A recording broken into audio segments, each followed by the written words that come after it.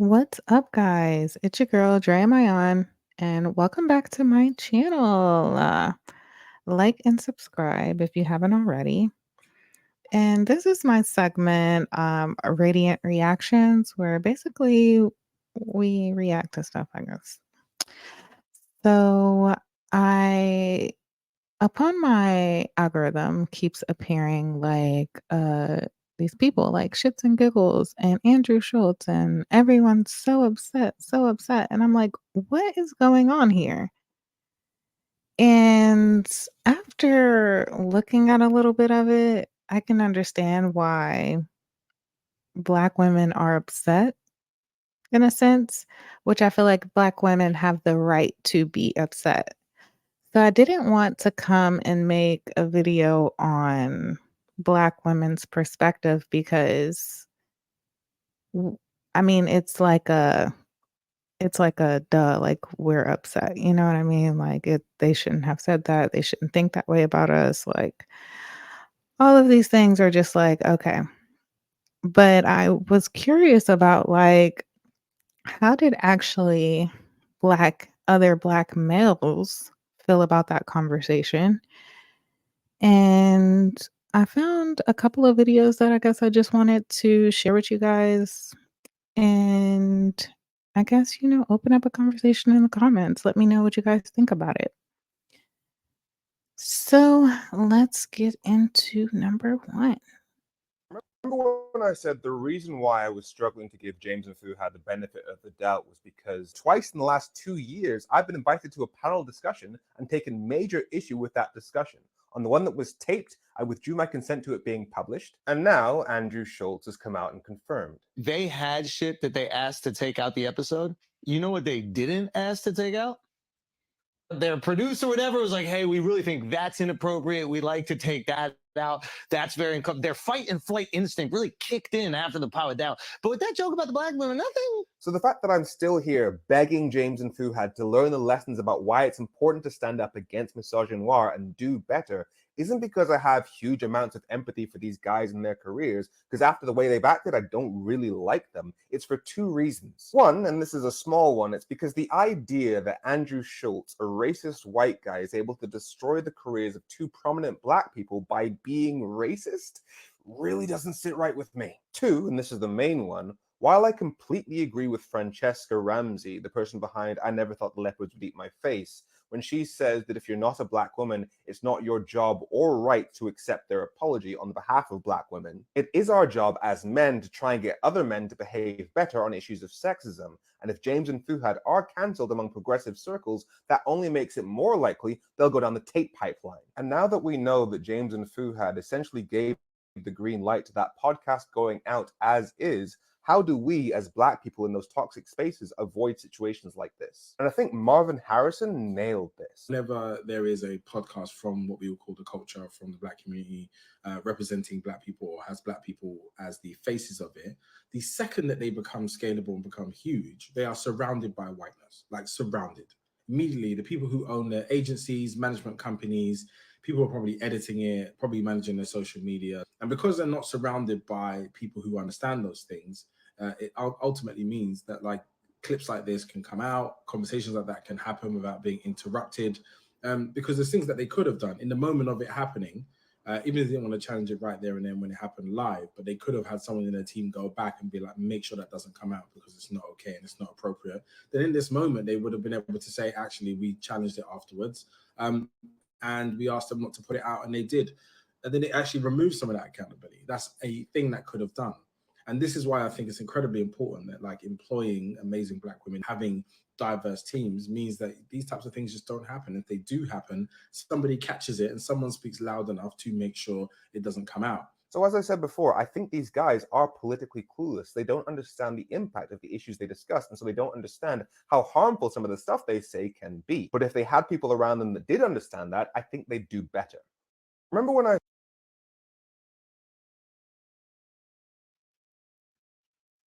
I agree. I feel like there's a lack of diversity in, um, like upper positions and like corporations and tech industry in general and things like that. So I can definitely see that point of view.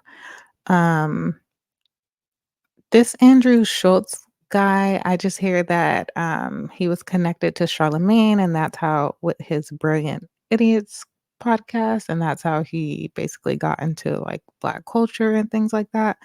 But the clips that I did watch of him, I did find wildly disrespectful, and the fact that black men just sit there and laugh and agree with it is what I think his issue is what he's trying to say. Like, we need to stop laughing at these things, laughing with these people when they say these things. Okay, moving on.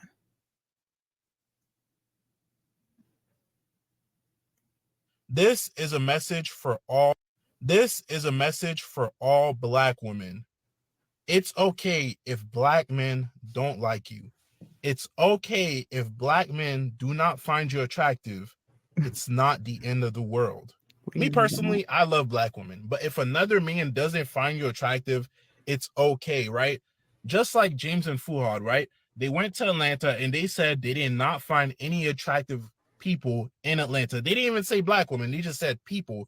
And because Atlanta is a majority black city, people just ran with it that they don't find black women attractive or they hate black women, basically. And you start seeing these think pieces come out where they're like, oh, they hate black women, it's self-hatred, blah, blah, blah. They always had a feeling, etc., etc. And like, it's okay if they don't. Even though they didn't say that, it's okay if they don't. And I'm going to defend James and Fuhad here because they went to Atlanta. Me personally, I never been to Atlanta, but from what I've seen on the internet, the black women in Atlanta are like very different from like black women, right? So you have Atlanta black women and then you have like regular black women. And me personally, I don't find the type of Atlanta black women attractive because they just look unnatural to me, right? There's too much cosmetics going on. Let's just say that, right? And the aesthetic, I just don't prefer. It's not my cup of tea. I'd rather meet a regular black woman. So I definitely understand if they said they went to Atlanta and they didn't find any black women over there. Like, just like the host of the podcast they were on, the way they look, I don't find that aesthetic attractive, right? People were saying those two women were from Atlanta and they didn't say anything to them. And like, it's okay if they don't like that aesthetic, guys. Like, please relax. Okay, so with this guy, I'm just sitting here like, first of all, he said that he's never been to Atlanta. So it's like, how do you know what women in Atlanta look like? You know what I mean? And it's like we all live in America. And as you know, America is a melting pot of different people, different type of cultures. So there is not just one type of black girl. And his type of thing, like y'all leave a comment, leave in the comments, like, what do y'all think about his segment? Because I just feel like he really just got on here to just talk. And I mean, I do agree with his stance on like, if that specific black man doesn't like you, or you know what I mean? Or you're not having luck, like, okay, date outside, try different things, like focus on yourself, focus on being friends with the right people. And then, one day you'll realize, like, hey, this person actually feels like fits me and my life and it works well, no matter what race or color or anything they are. You know what I mean? Stop just looking at, oh, they look good. They're going to be in this picture life that I have set up in my mind. That's not realistic, guys. But anyways, he's just talking about a whole bunch of nonsense. He does not even know what he's talking about. I don't even know what he's talking about, but this was his opinion. Moving on. If it wants to. This James and Fuhad situation has brought something to light, and far be it for me to be the one to talk about it. I know y'all gonna get me for this one, but there's a lot of young black men who are really afraid to say that white women are attractive too.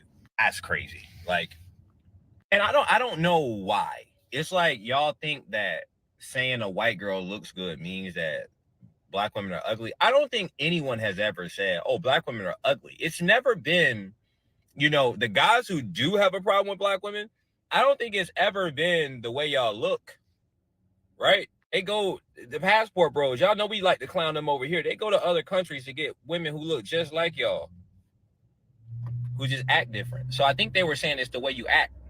You know what I'm saying? Who the fuck said black women are ugly? That's stupid. That doesn't, it's factually, it's not there. It's incorrect. So this whole shit where Andrew, the comedian, he said some shit about black women. And they were like, yeah, no, Meg the Stallion look good. I don't even really know what they were so upset about. I think he made some jokes about black women. They done bullied James and Fuhad to apologizing. Bro's a comedian. Andrew Schulz. He's a literal comedian. He's a comedian. Can we stop this? Like, if somebody makes a joke about a black man, which it happens non-stop, we just kind of, we do be bitching. No, we do be bitching. So, you know what? I take it all back. Y'all can bitch about it. Because I show bitch when I hear somebody making too many jokes on black dudes. Scratch this whole thing. Scratch it. Yeah, go on bitch about it. This James and Fuhad situation has brought something to light. And Okay, so he knew that he was spitting straight BS. Like, what he was saying was totally not even making sense. Like, he was trying to basically say that they were coming from a standpoint that they were not saying that the women in Atlanta were not attractive. They were saying that the women in Atlanta have bad attitudes or something like that, or you know what I mean? And it's like, how is that really like the argument? Really? Like I yeah, you see towards the end of the conversation, he said, "Just scratch that," because the way that black men take up for this kind of rhetoric is kind of like wild to me. But I mean, this is the life that they're living. This is the life that they're living. I guess some black men are out here afraid to say that they like white women, which you should not be. Like, you should like who you like. Any person, like who you like. I don't know why that's. I mean, I do know, but whatever. Let's keep going. Let me know what y'all thought about his take in the comments. Are men scared to You say know when who it they comes love? you know when it comes to those boys on the Shits and Giggles podcast, you know what it makes me think about? Because I'm gonna be very honest, right? When I saw the jokes, I was like, I made those jokes. Here's the difference. I was raised Haitian, and it's just in a Haitian house, there are just certain things you don't do in front of mixed company. If you want to talk shit about your brother's dirty draws, that's fine. Not in front of mixed company. If you want to chastise me, that's fine.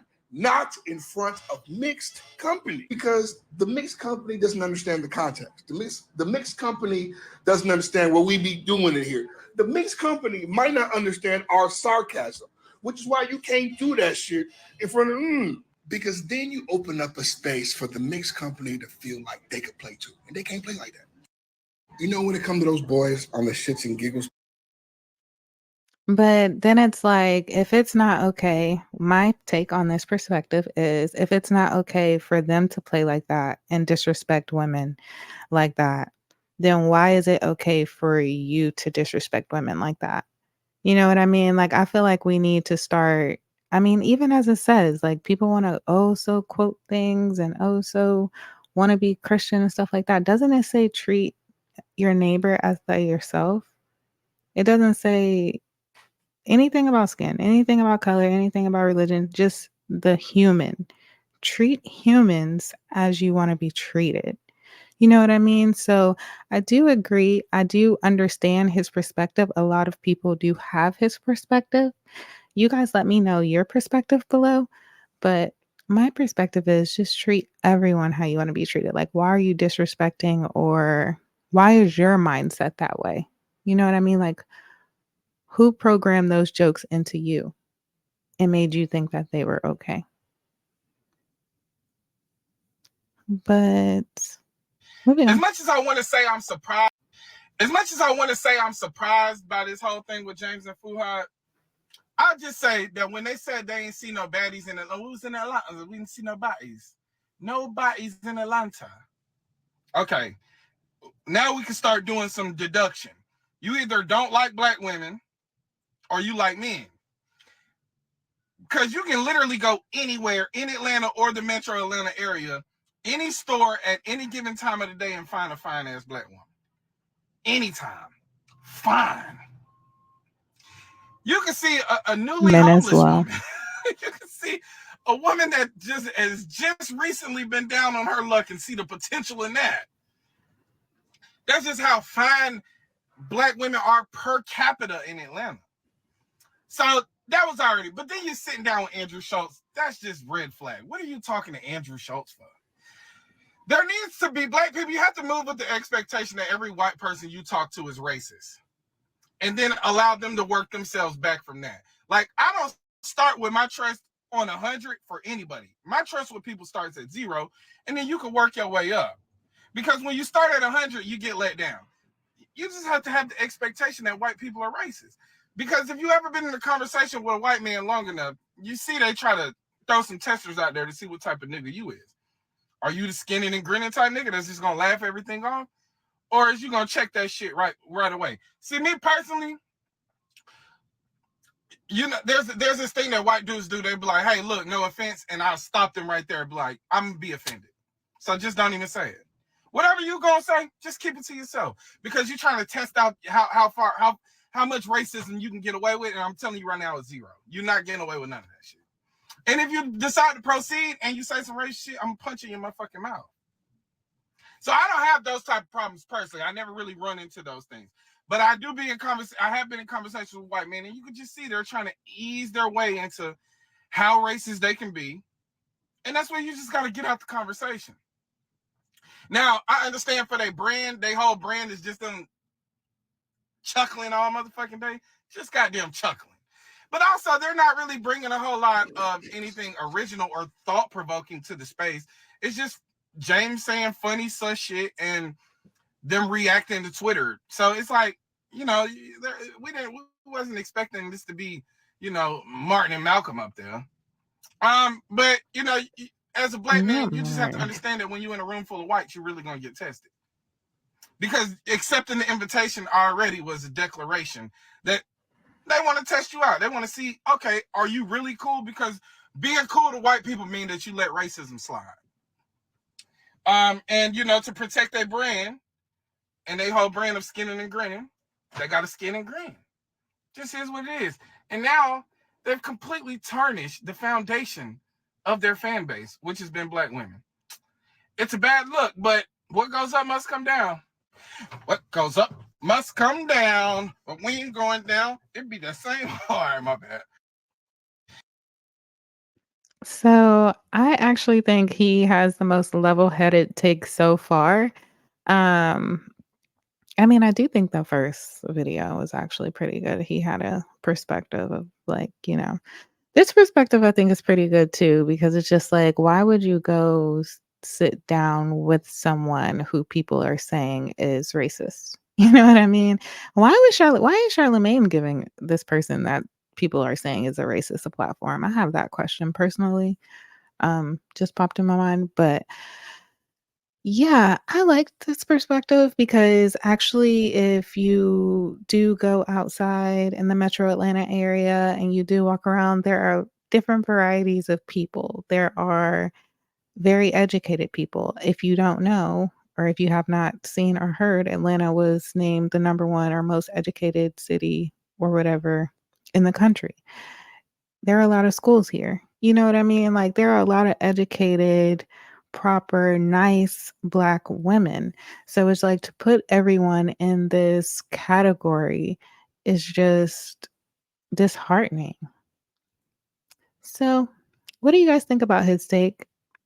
I thought it was pretty cool. Let's keep going.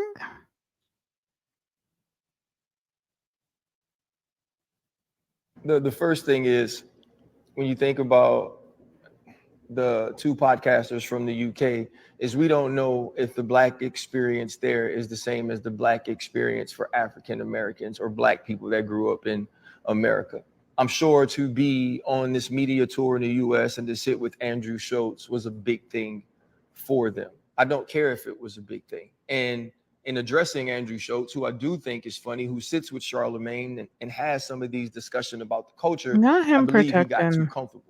So I would like to explain some things to him. I want to explain to him the Black experience, the Black woman experience from my point of view. It was watching my mother start from a bank teller and work her way up for decades to run her own collateral department, only to be mistreated when the bank was sold to another bank, and be so sick on Sunday that I finally had to say, hey, Mom, you're old enough to retire. It was to see her go to that same job, 8 to 5, to be treated anyway that she had to be treated because she only had a high school diploma, and then find ways to not only feed me, but do homework with me and my brother, take us to practice because my dad worked 3 jobs. That was the first Black woman experience that I had. Right. The second Black woman experience I had is marrying a Black woman and watching her sleep on my cot as doctors try to figure out why I'm 140 pounds and I'm a 30-year-old man who was 205 pounds a month before that. Her telling me months after that she would just go in the bathroom and cry every night in the hospital because she didn't want me to worry about her because I was so sick. Right. For her to hold my family together so I could be in the household with my children when I was doing things and I wasn't shit.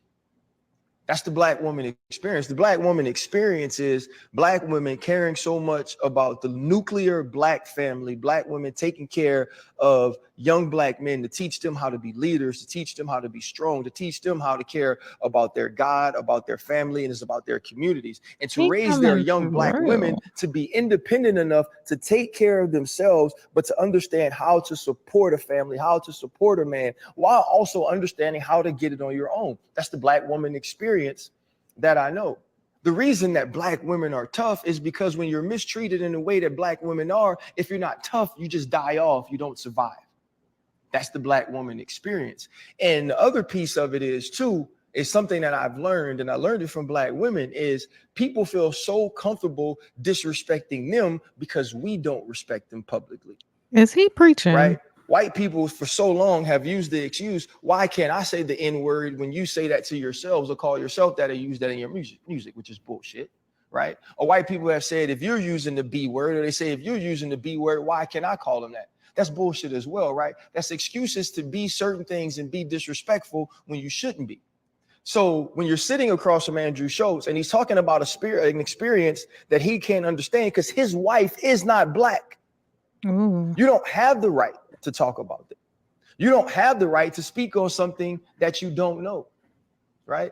And to make a joke about what the experience is one thing if you're talking about haircuts and you're talking about clothing and you're talking about beards, or you're comparing what our friend Travis Kelce looked like when he was with Kayla Nicole to what he looks like now that he's with Taylor Swift, right? That is part of it. You start to assimilate to the people around you.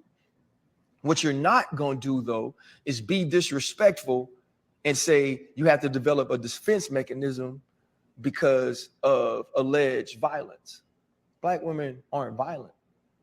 Black women don't just walk around to beat people or to be angry or to be treated a certain way. Gosh, No, the only one saying Black it. women, to me, were the entire front line of the Alton Sterling protests when he died, when he was killed by cops in Louisiana. Black women are on the front lines of everything that's about us. Black women understood that they had to take a back seat because as we were fighting for rights in our country, that we as men were going to be able to get through the door before they were.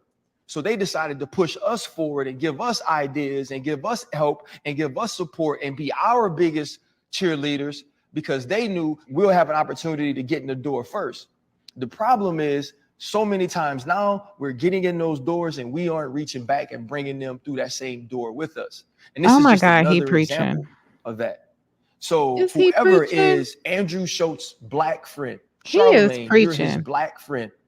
Sit him down, talk to him, tell him what the Black woman experience truly is, because he ain't married to one and he's obviously never been around enough of them to know how strong, how beautiful, how independent they could be while also being supportive, how much Black women have done to create this entire world that we all live in and the way that they've poured in it.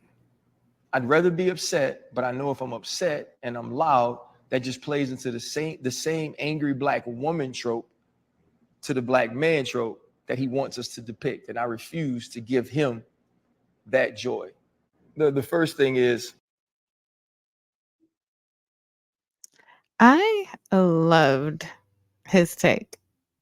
Honestly, like I seen like the first like 5 seconds of it and I was just like, "Oh, okay." But like watching it here with you guys, like I'm like, he preached multiple things in that little 5 minutes. I'm like multiple things that I think men needed to hear. So at least one of these men is out here preaching to these other men because the other 5 before were okay, but then one of them, 2 of them, they need to hear this. But what do y'all think?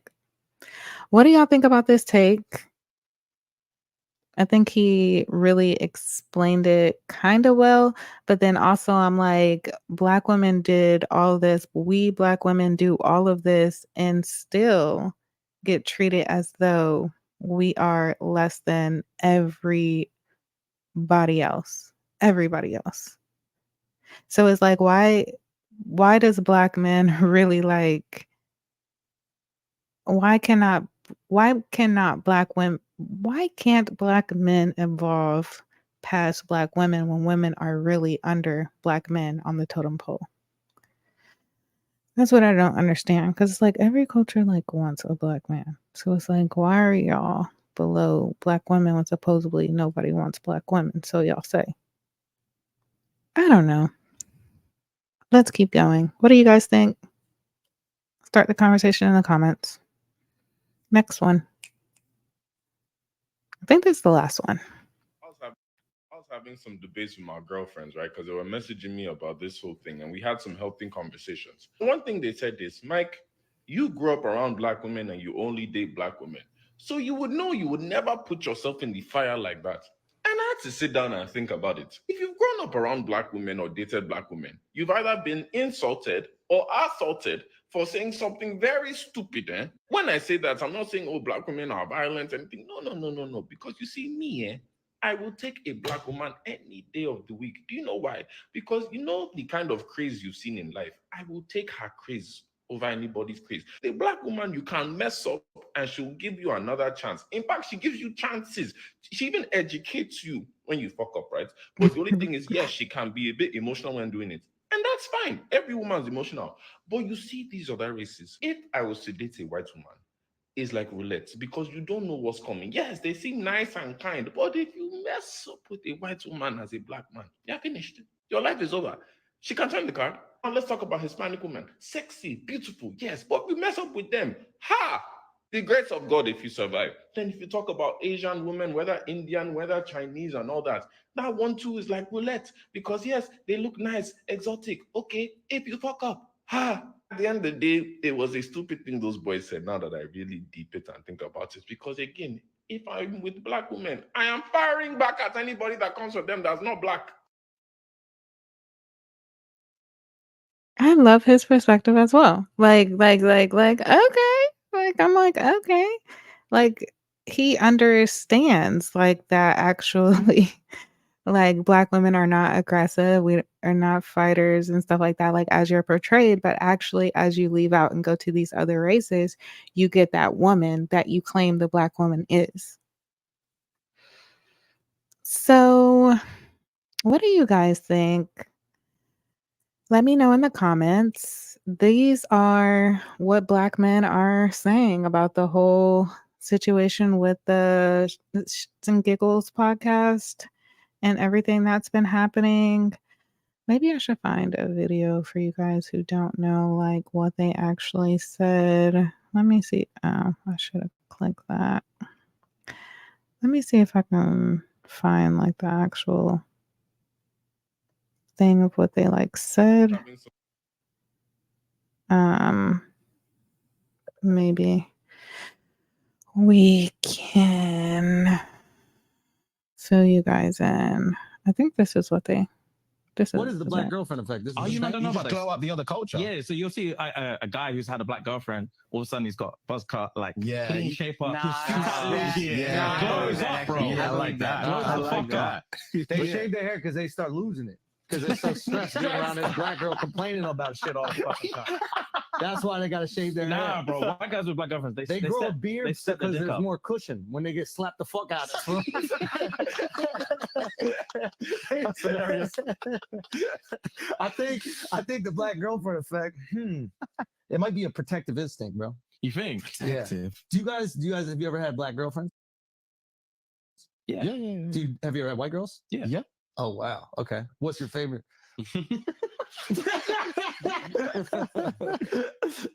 We love them all. Yeah. Oh really? We love them all. Yeah. That means white. Yo, who? Yeah. You see what I mean? And the fact that these black men are sitting here laughing with it, like he's literally the only white man in the room feeling so comfortable enough to say these things. That's my question. Why does he feel so comfortable enough to say these things?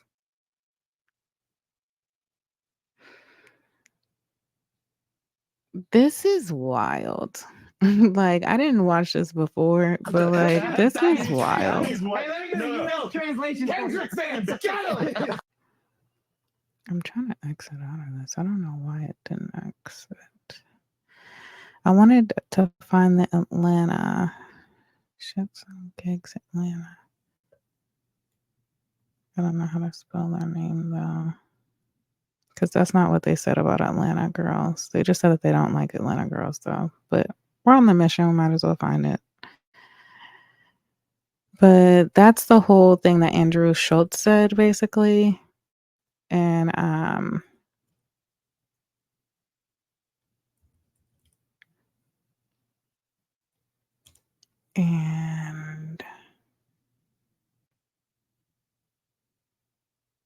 my computer is just running really slow today. It just does not want to work.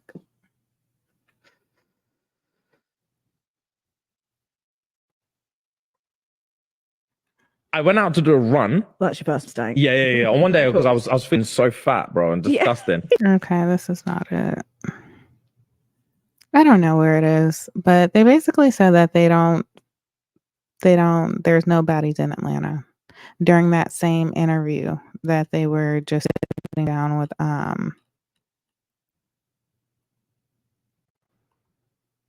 okay, maybe it's gonna pull it up.